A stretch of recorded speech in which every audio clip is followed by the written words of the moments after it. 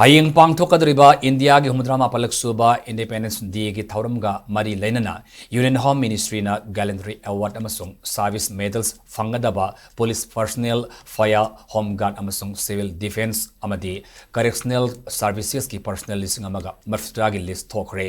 Award asigi fangadaba miyoising gi thorapa list aduda Manipur dagi Gallantry Award amadi President's Medal for Distinguished Service phangba amata Yaorakkhre adabu Meritorious Service da Manipur Police Personnel taruk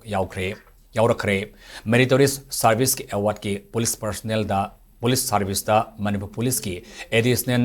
Superintendent of Police Devendra Singh Hizam Deputy Superintendent of Police Thanja Pau Wi-Fi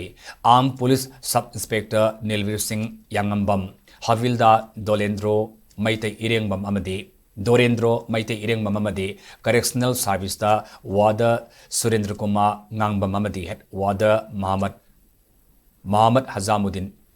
Hamizuddin Yaorakkhre Hairi